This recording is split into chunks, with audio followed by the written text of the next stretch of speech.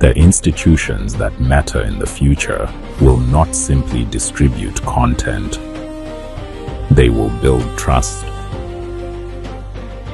They will build communities.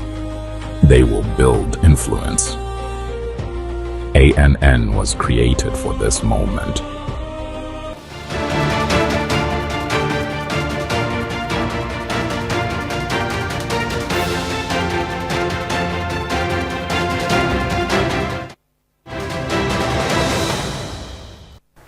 Good afternoon and welcome. I am Salome Oladipo, and today we have an exclusive interview on the race to the presidential election. I am Salome Oladipo. Now, the race to the 2027 presidential election has taken another significant step. The Independent National Electoral Commission, Inec, has published the personal particulars, academic credentials, and supporting documents submitted by all presidential candidates and their running mates, as required by Electoral Act 2026. Beyond fulfilling a legal obligation, this publication opens a new phase in Nigeria's electoral process. It gives citizens, political parties, and other stakeholders the opportunity to examine the documents, raise questions where necessary, and if there are any concerns, pursue the appropriate legal channels. But beyond the certificates, what should Nigerians really be paying attention to? As campaigns officially begin this month, will the focus be on qualifications, personalities, policies, or the pressing economic challenges facing the country? Joining us this wonderful afternoon to help unpack what this means for the 2027 presidential race is political analyst Jesufemi Adeogun. Good afternoon. Thank you so much for joining us in our studio. Good afternoon. First off, I must ask, have you gotten your PVC yet? Yes, I am. If you were to school us on PVC, what are you going to say in just 1 minute? Well, I would just advise every Nigerian to ensure that they get their PVC so they are able to vote when it's time to vote. Right. So it's no news that INEC has officially published the personal particulars and the credentials of all the presidential candidates. For the viewers watching or for the electorates who are very important to the 2027 presidential election, what would you say is the significance of what INEC has done thus far? Well, I think publishing the credentials of those that are aspiring to become president in different parties is very, very important.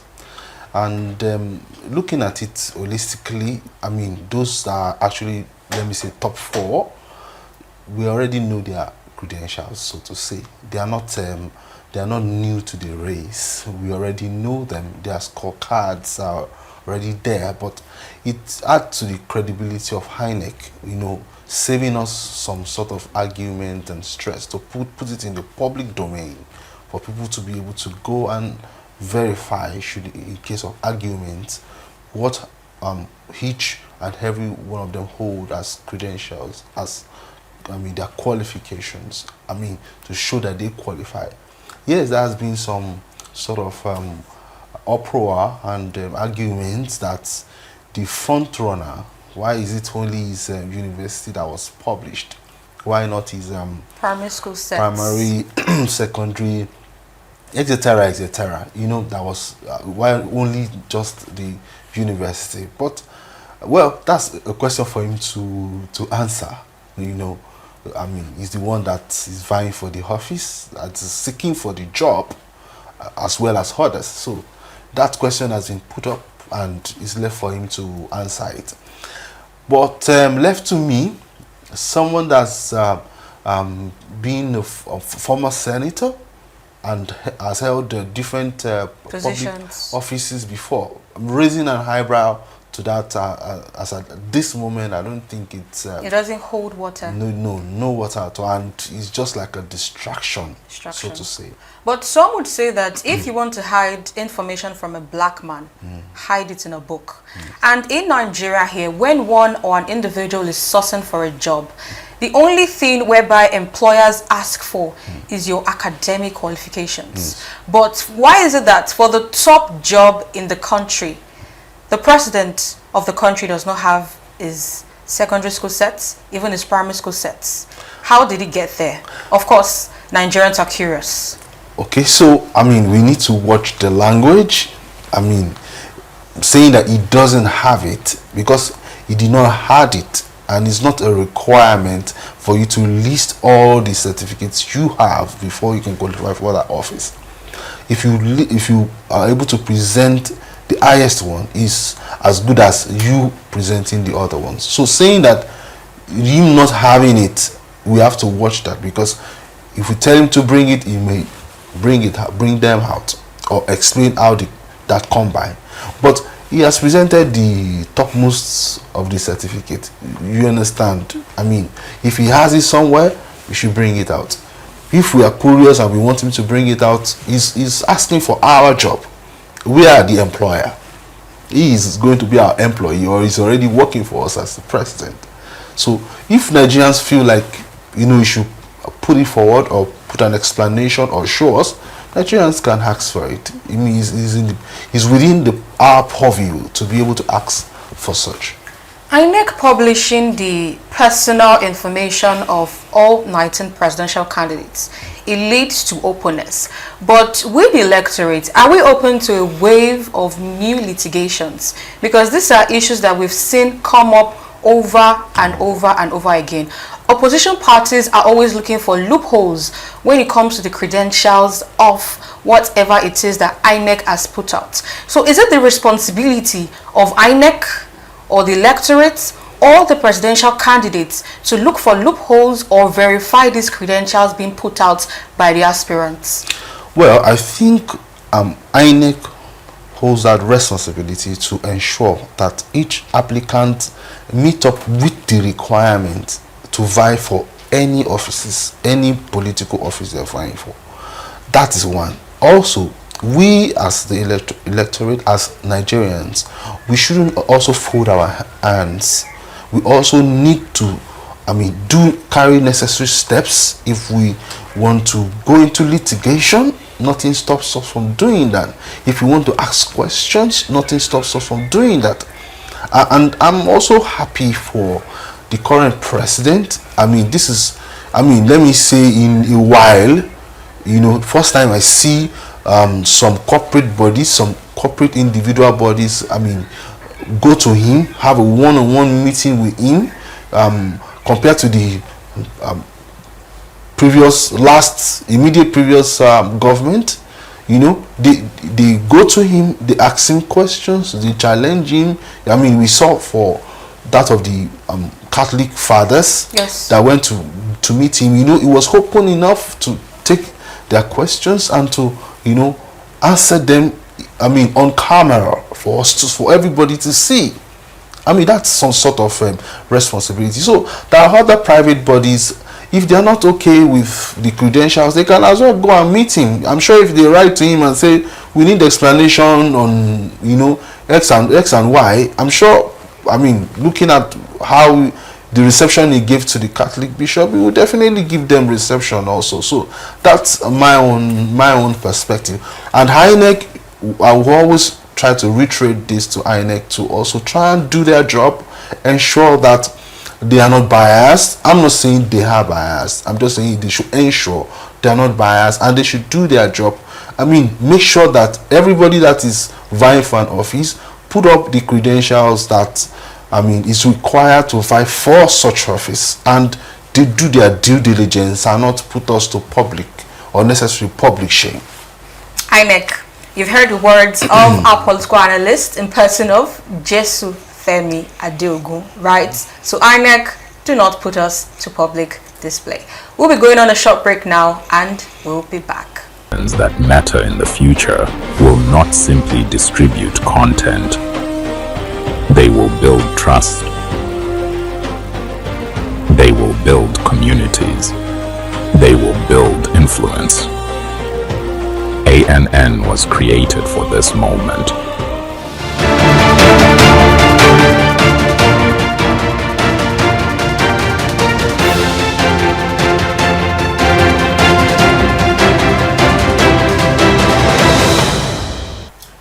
Welcome if you're just joining us. My name is Salome Oladipo. Good afternoon. Today we have an exclusive interview on the race of the 2027 presidential election.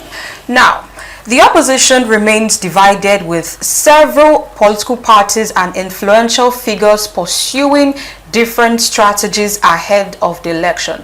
With all the issues surrounding Nigeria, which of these issues do you think will be at the peak of the general election? Is it insecurity? Is it food? What exactly is your take on this? So I would say that there are quite a number of issues that will still be used for campaign in the coming election. Issues like power, electricity, security, and basic living. Basic living. So these are the things I think that those are campaigning as yes, they're still going to put as their major campaign promises. Slogan, yes. I mean, these are the obvious things that have not actually been let me say, we can't feel them as much as we should. For a minute, let's talk about the vice presidents that are currently running. As we know that APC, it's Kashim Shettima. For Peter Obi, we have Rabi Kwankwaso all the way from the north. And lastly, we have Atiku Abubakar with who? Atiku Abubakar with Rotimi Amechi. Yes, that is the former Minister of Transportation. What is the significance of each of these vice presidents? Because for the two other political parties, aside from APC, it is the first time that these two people will be vying for this position. What is the significance, or what is the strength of these people that they have chosen to run with them for the election? Well, they've chosen strategically. I mean, you know that North is a very key part of the populace. I mean, key part of every election. So anyone vying for the position of a president will always consider the North. It's very, very important. So, and one of the reasons I assume that Kashim Shettima was also retained, having said that, looking at Peter Obi and Atiku, their vices. Yes. For Atiku, he already has his domain in the north, and looking at getting some votes from the south, Rotimi Amechi should be able to pull some weight. Yes. I mean, expectedly should be able to put some weight, but in my own opinion, I don't think he will be able to put anything. Noting that Atiku is also from the north and Yes. Rabi Kwankwaso is also from the north. Yes. Don't you think that the votes are going to be divided? In my own opinion, personal opinion, I don't think Kwankwaso will do a little. I mean, but he cannot have the kind of drive Atiku we have, because Atiku have an history, has his machineries, his people he's used before, and has a system of financing them that they are used to. You understand? He came second in the last election. Yes. So that's not by chance. You understand? And that same technology and system he used in the last election is still there. I would have loved a situation where Peter Obi and Atiku could match. You can imagine where Peter Obi, Atiku, Kwankwaso, Rotimi Amechi become one force. Yes. President Tinubu will have been shaking. Yes.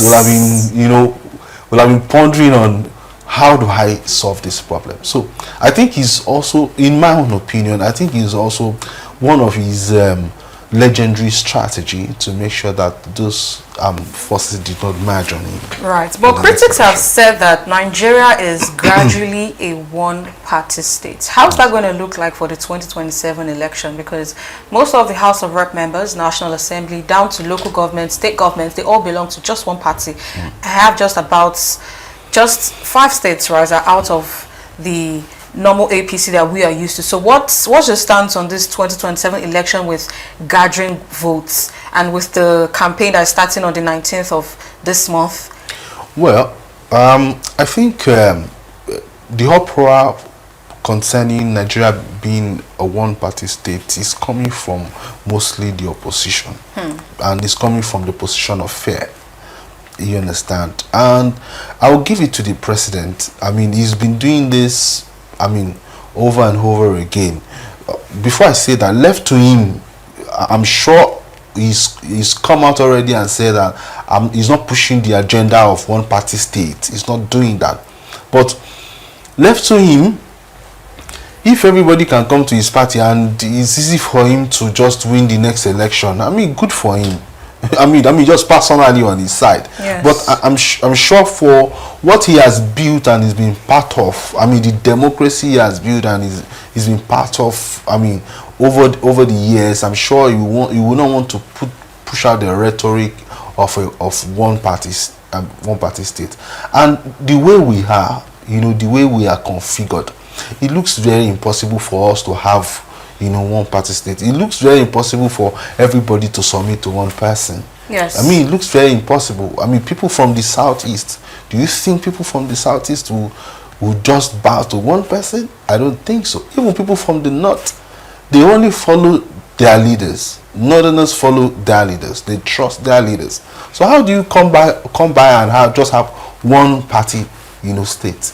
I mean, it looks a bit impossible. So concerning that, I think no matter how President Tinubu may have tried and proved to be a leader, because I always say that as much as I like the personality of Peter Obi as a person, I love some of his ideologies, I love some of his personality, somebody that saves, somebody that is prudent, I love that. But he doesn't really portray to be a good leader. I mean, in the sense that you can't build people. I mean, from PDP to Labour to ADC to NDC. But he had described the reasons why he had to leave from one party to another. I mean, what's the reason? Can you please tell me? Because I don't get that. He said something around a party having issues. Of course, he's not going to sync with those issues. He has to align himself with different political parties which have goals, which was one of the reasons he stated in one of the interviews that he did. Should I ask you a question? Please go ahead. Nigeria, does Nigeria have issues right now? Every country has issues. Okay, every country. Now, let me say categorically, there are some issues in Nigeria. The president would not leave where he's governing, but we're talking about an aspirant here. No, it's a pattern. Okay. It's a pattern. Before you get into those parties, you know that they have issues. Before you get into them, you know there are going to be issues everywhere. So meaning that when you get there, you can't fix the party. You have to leave. So if you give you the job to be our president, when there are issues in Nigeria, then you're going to leave. So your idea of being a leader is someone who's not jumping from party to party. But he's been the governor before and he did exceptionally well in his state. So why is that such a problem for you? Exceptionally well, quote and unquote. Because some people say he did exceptionally well. Some people say he did not. What's your own take? In my own take concerning how he did when he was governor, I love the fact that he was able to save money. I love the fact that he's prudent. I love the fact that he does not give bribes. Yes. I love those qualities. But looking at the people that we are leading, do you understand? Do they live that kind of life? And apart from that, it's not only being prudent, it's about what did you do in your state. I've stated the things I liked about what he did in his state, but what are the things you did? I prefer you not to be prudent, but I can see giant things that you did there that impact lives. industries. You understand? Improve unemployment rate. Employment rate. Let healthcare change the life of your citizens. Let them praise you. Let them say these are the things. Not only saving money. Saving money for what? I don't need you to save money. I need you to change my life. It's not about saving money. Do you understand? I like the fact that we have to be prudent. We have to do this. Yes, I like his personality. Do you understand? And we need such personality, but we need it to mix with leaders that can build people. There have been questions of, okay, where are the people that work with Peter Obi? How many of them has he built? Where are the people that work with him? Have you asked yourself that question? Up to now, how many of them can you show one or two or three that, okay, because of my influence, this person is not behaving like me? That's a good leader. When you have your children, your children, they want to become like you even without teaching them. Yes. So can he show us 2-3 people that are now behaving like him? Yes, that they are now prudent. They wear one shoe for 1 year. Do you understand? Then they save money. They don't give bribe. You should have 20 people by now. Focus. Over 20 people. That is behaving like you, but nobody. So he should recheck himself. Something is wrong somewhere. And another thing is, you cannot say that PDP is bad, Labour Party is bad, NDC is bad, ADC is bad. All the parties here had left. They'll just, come on, all of them. But in the last election, though, which qualities did you vote for? Myself? Yes. Last election, I voted for APC. Okay. And my reasons are very straight because in my house, my wife is a strong follower of Peter Obi. Okay. And I'm in the middle. Okay. I didn't vote for APC because I only strongly believe in President Tinubu. I voted for APC because I asked my wife a question. I said, okay, Peter Obi, you sound nice, but where is his structure? How is he going to secure his votes? And I was asking her this same question now. I said, how is he going to protect his votes now? Election is about few days, few months, about 5 months right now. Where are the structure? Where is the system? Who is going to be at those wards? Those wards, two people minimum.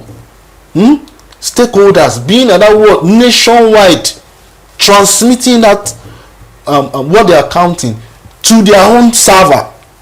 Inec have their server. Peter Obi need to have his own server, real time, transmitting it as they are counting. Will be 1, will be 2, will be 77. They are transmitting it nationwide.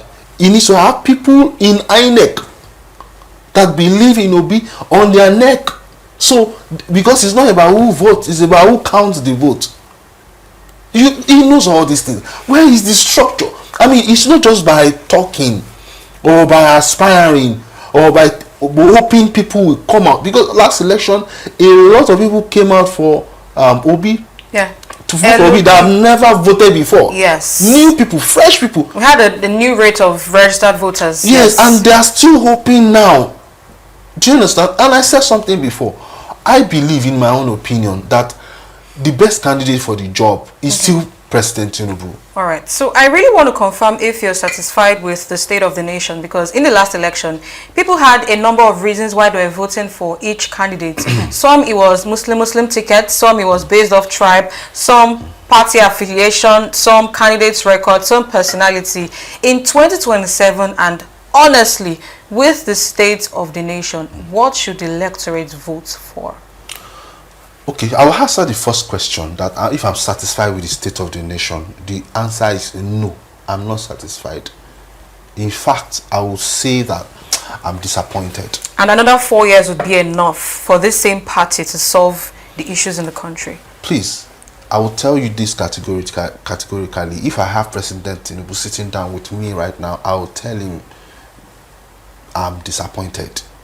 Because the reason why I voted for President Tinubu is because of his antecedents. It's because of his track record. And I expect that by now, basic things like electricity should have been fixed. If not fixed, close to improved. I mean, Improvements. But what is he up to now? Yes, I'm updated with what has been done.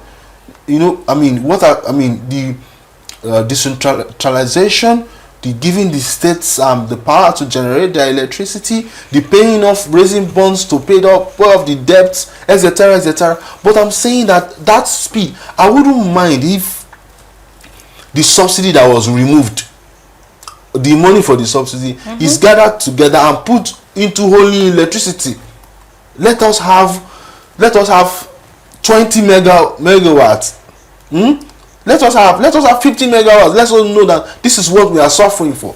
I'm okay with him removing subsidy. I'm okay with unification of the currency. I'm okay with everything. But this money you remove there, just fix. Because no matter how economy is fixed, macro economy is doing fine. I'll give it to him. No matter how it's doing fine, it will not trickle down to the micro unless electricity is working fine. Business owners up till now, no grant. Yeah, there has been skeletal grant, but there is no, we received grants in the days of Jonathan now. Yes, we did. Yes, grant 10 million, 7 million. How was it beneficial? Even to the early days of Buhari, when the things that Jonathan left, he carried on with some of them. We received grant, but 3 years down the line, no open grant that this is grant for all businesses. Not that I'm giving to this sector or giving to this sector. All businesses. Jonathan was giving us 10 million naira. I think World Bank grant. I think what's the name that time? Ewing that time 10 million. Compared to the exchange rate now and the hardship now, I expect this government should not be giving not less than 20 million naira grant to selected businesses. But nothing like that. So who is going to employ those people that are looking for the job?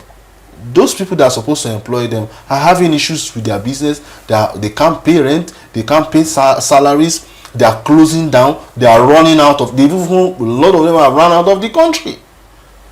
And I said it when President Tinubu came in. I said it to everybody that these reforms, we cannot see the result of it immediately. I gave 10 years. That's what I give. 10 years. Are you in favor of, sorry to cut you short, are you in favor of a new administration taking up the responsibility of the previous administration? Because, every administration has their reforms, their blueprints. Yes. So now you're saying 10 years. Of course, he has just 4 more years left, as if he gets elected again. So how does it solve all of this? He has used like 4 years, so we still have like 6 more years before all these reforms. I will give it to the current president because these reforms are needed, and he has the boldness to go into these reforms and make sure that he implement them. From police reform, state police that is ongoing. Yes. You agree with me that our policing is a mess. Even let's leave state police. If we want to leave state police, the police itself need reform. If they tell you that police invite you now, I'm sure you don't have guarantee of what you will get there. It's not like that abroad. Police abroad will be smiling with you, playing with you, even though they know they are going to lock you up. It's an infringement of our rights. But go into a police station now and want to make a report. Next thing is you know that they want to collect something from your pocket. It needs reform, and they are on it. I was still listening to the chief of staff, yesterday, and things he was saying, the process they're going through to do the reform, even though they're trying to put speed, but I can see some articulation. I can see some, consultation. You understand? Cutting across each bodies. And it's not only about state policing. It's about reducing corruption and funding them properly, making sure that funds relieved from aid is getting to the bottom. And that's the biggest problem. When they release funds from federal government relief fund for the police, some corrupt policemen make sure that money doesn't get to. You can imagine PATN cutting the light of a police station. I've seen that. I've heard that. How does that? Even with PC, IFPC, something in that regard. What does that tell you? Cutting the light. So police station now does not have light. Now they have to raise money by themselves. To foil their agenda. To further, that means they will come to the road and they will look for what they're not supposed to look for. But you know that corruption even begins with you and I. Yes. There's an average Nigerian that is a corrupt person, down from when you're walking on the streets, you're buying something. So how exactly do Nigerians cut off corruption when even the government do good roads for us, possibly provide electricity? We've seen vandalizing, talk more of the third mainland bridge. So how should Nigeria cut down corruption in this going forward? I said something when I was, I think, live like a few days ago. I said that every Nigerian, almost every Nigerian, believe if they commit a crime, they can get away with it. Almost every Nigerian. And that's not supposed to be true. That's not supposed to be. If that can change and can be corrected, corruption will reduce by half automatically. Because if you go abroad, ordinary to ask some people for direction, they might find it difficult answering you because they don't want to get into trouble. Right. Like, if I do not exaggerate, 50 to 80% of everybody staying abroad have visited like a mini, there is difference between going to Kirikiri and just locking you up for a few days. Of course. I've been locked up one time or the other. But if myself and you have a misunderstanding and I want to take you to the police station, somebody will tell me, but she's your friend now, or she's your family. Just let it go now. You can't. How do you go to God after you have taken your? It's not like that. But almost everybody have been to jail. For one issue or the other. So lawyers are cashing up. I'm telling you. So when they hear any issue, they don't. No. I don't want to be. Police come for even their brother. They will not hide the brother. They say he's sleeping there. Once the police tell them that they just killed somebody, he's sleeping there.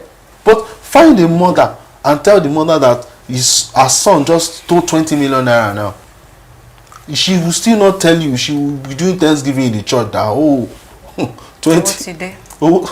What's it? So but it's two-sided. Not every Nigerian mother is like that. No. I'm just saying general. I'm just generalizing. Okay, generalizing. That if there is a system, reforms is done that makes sure that any crime you commit, you are held responsible to the end. And everybody knew that any slight thing, there is proper law and order. Do you understand? And it starts from this police too. Because if the police are doing their job as they are supposed to do it, there will be law and order. Because they are the ones that are not supposed to be biased. They are the ones that are supposed to ensure that everybody's right is protected. So when people have confidence in the policing, then it will, one way or the other, trickle down. And it comes from this reform. How can a police officer not have a car? You understand? How can a police officer have, from my office, one of my branches of our office, down I can look at a mama put, not far. You see police officers sitting down there and eating. Well, how should government collect funds to take care of this department better? I mean, with better salaries, better cars, better outputs, because everything starts from within. Yes. When they are being treated good Yes. and nice, down to their job, their outfits, Yes. their salaries, it shows outwardly. Let me give you an example. One of our offices, like a neighbor that we share the floor, NEPA, Okay. electricity people came and they discovered some wrong connection. And at the bottom end of it, the boss of the company alerted me because he was not around that I should get involved. And afterwards, he was now calling them that what can they do to Solve the case. The guys said no. They insisted, like the normal people that cut your light. Of course. If you just pay some money, they will regularize and tell you no problem. Okay, don't do it again. This guy insisted. So I was not surprised. Later on, and I asked somebody, I said, what happened? How come these guys are this strict that they are not even listening to anybody? They said that they've given them a mandate that if you're able to catch somebody that does this connection, possibly they'll get a promotion. 100,000. It's not promotion. Cash. 100K. Even your fellow neighbor is going to tell the officials that exactly this is wrong 100K connection. to you, to the team. Do you understand? I think maybe to each of them or all of them. So there's a financial benefit to doing what is right. Those are ways that government can also do for police. They are able to do this case successfully, and you are not biased. Even apart from your salary, you are going to get a huge bonus, and they are getting the bonus. Come on, they will change straight. Even they will report their boss, because they know if you report the boss, I'm getting ₦1 million for reporting, and they confirm it and they receive the payment. Those are ways that they can go about it. Right. I don't know if you've seen the former APC National Vice Chairman Salihus Lukman, his post urging the opposition parties to please, any beef or personal differences that you have before the 2027 election, let it die down. I don't know if you've come across that. I do not. I actually want to get your take on that, because do you think that that call is him being realistic, or personal ambitions are possibly standing in the way of a formidable opposition? Just like you now telling Inec to do what is right before the 2027 election. So I'm asking you, do you think that his call is him being realistic, or him just bragging, yes, election is coming up? Well, I think everybody is saying whatever they can say, you understand, to actually, first and foremost, to make sure that they are still there. Right. You understand, that they still exist, and also to put together their team and to let them know that we are against a strong opposition, and to be united. For me, I want a strong opposition, because I say that let's look at Peter Obi, for example. If Peter Obi become president, for me, it cannot be as worse as the time of President Buhari. You understand? So, President Tinubu, yes, I believe that he's going to win this election. Okay. I believe that. I mean, when he was not even in power, they did everything they could.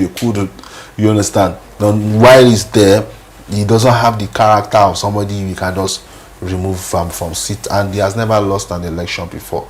I think that should resound in the ear of all his opposition. But he was beaten in Lagos State by Peter Obi. I know that's not like the general election, but for him to be beaten in his own that's not states, his election.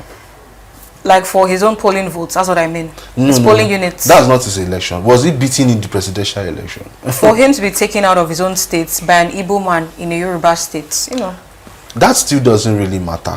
Okay. What really matters is the end of the results. If he was beaten in Lagos, but he was able to win where he doesn't even have any connection in the north. That's because he has structure, like you said earlier on. Exactly. So probably even Lagos may not matter to him, as so to say.